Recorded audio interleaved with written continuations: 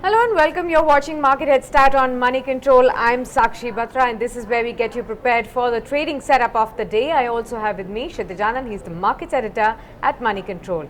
Good morning, Kshitij, and thanks for joining in with the last trading session of the week. There are hopes that there will be recovery in the markets, but what we saw yesterday was a terrible Thursday for sure. Yeah. When we saw both the benchmark indices slip in the red, almost 1% losses on each of them. So I want to first understand what were the bigger selling, triggers for the selling pressure that we really saw yesterday, right, and what kind of cues are you seeing for today? Well, morning Sakshi and good morning viewers. Definitely, it was a weak day for Indian markets and if you look at both Sensex and Nifty, Sensex plunged around about 500 odd points. Nifty saw a downtick of more than 100 points, but that's not important. It's important is the fact that it has slipped below, both benchmark indices have actually slipped below the crucial support levels, and that's a more worrying sign.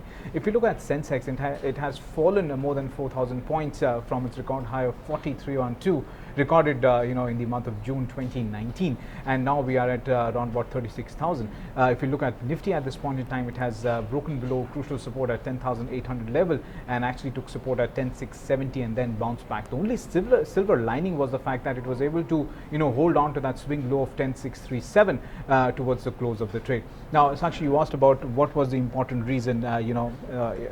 We could say that yes, the commentary of Fred coming in was slightly hawkish in nature. But I think most technical experts or more fundamental experts that we spoke to, they suggested that the slowdown in tax collection was one of the main reasons why there was a slight bit of disappointment at this point in time. Now, why is that?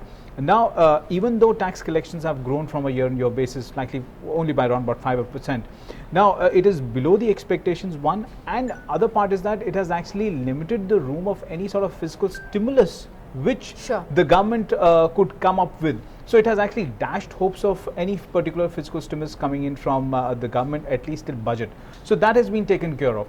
Now, apart from that, in a public meeting or in a forum, Shaktikanta Das reassured investors that, or at least the public, that there's room for further rate cuts to spur growth. So that could act as some bit of sentiment positive. But apart from that, the finance minister also came out with a statement that MSME loans, at least till March 2020, would not be classified as NPA. So again, that's a sentiment positive. But that was already in works. But she just reiterated it. Apart from that, the big news that came out from the government is the fact that government wants to organize loan melas at this point in time, starting October. Again, step in right direction, but analysts have not taken this in a very positive way. They say that there's a higher possibility that the loan book could again get on the downside, because bad loans will again increase. Now, we don't want that. Banks have spent considerable amount of time, as well as the government has spent considerable amount of money in recapitalizing public sector banks and getting away with the bad loans. So we don't want any further bad loans to come up with. So irresponsible lending should not be the priority at this point in time, just to spur growth or just to spur demand. So that is one big negative as well as positive for the announcement that came. Apart from that, if you look at the other factors, there's some bit of optimism on the global front. Especially, they're expecting that US and China would actually come to a trade deal, if not today, then tomorrow. Apart from that, the steps initiated by ECB and US Federal Reserve, at least they've lowered the rates. So that could also affect or at least impact the global growth in the near future. Although OECD came out with a statement that they've actually lowered global growth to 2.9%. But all the steps they have taken by the central bankers should result in sort of accelerating the global growth probably in the next 1 year. And if you look at the rupee, I think it depreciated slightly against the US dollar yesterday. Foreign institutional investors continues to sell. In fact, they were net sellers to the tune of around about 900 odd crores yesterday. And for the month of September, they pulled at more than 8,000 crores. Correct. So those will be definitely very important factors to watch out for, and how they will really play out in the markets today. But apart from this, the big focus again will be on the GST Council meeting, which is slated to be held today. There have been huge expectations of rate cuts either for the auto industry or for the FMCG industry. So what are you looking at from that space, Kshitij, today? Right. In fact, as you rightly pointed out, 3 or 4 sectors will be in focus. One is definitely the auto pack. although Fitment committee has came out and said that at this point in time there are no cuts, or at least should be looked at. But the expectations are that some bit of tinkering of rates or rationalization rates could happen in the automobile industry, then FMCG, biscuits per se, real estate, as well as the the hotel industry, because hotel stocks have been in focus throughout this week. So definitely these 3-4 sectors will be in focus. All right, so those will be the definite important sectors to be watching out for right ahead of the GST Council meeting and post the reaction as well.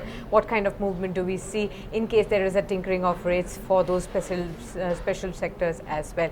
But apart from that, we also need to understand what is the technical pattern right now, what will be the crucial levels to watch out for, and how should traders and investors really position themselves today. So Kshitij, help us with that as well. Right. So in fact, in yesterday's trading session, Nifty 50 formed a bearish belt hold kind of a pattern on the daily charts. Now, the pattern would only confirm if in case we do, or we also register another bearish candle in today's trading session. Now, more specifically, on the charts, in terms of MACD, it has given a sell signal. It has triggered a sell signal on the MACD charts on the Nifty. So that's another negative at this point in time. Now, if you look at crucial levels to watch out for, one support or one big support is placed at 10,637. Now, a break below this support could actually, fuel selling around about, which could take the index towards 10,500, 10,550. On the high side, at least the first bit of support will be at 10,670, which is the intraday low formed in yesterday's trading session. On the high side, 10,845 as well as 10,900 would be your key resistance level to watch out for. So if you look at maximum call open interest, it is placed at 11,000, 11,200. Maximum put open interest is placed at 10,800 as well as 10,600. Now, given the fact that we are trading around about 10,700 and maximum put open interest is at 10,800, there's a higher possibility that we could see a technical bounce back. Absolutely. So those will be the very important levels, and that will be defining the trading range also for the markets today.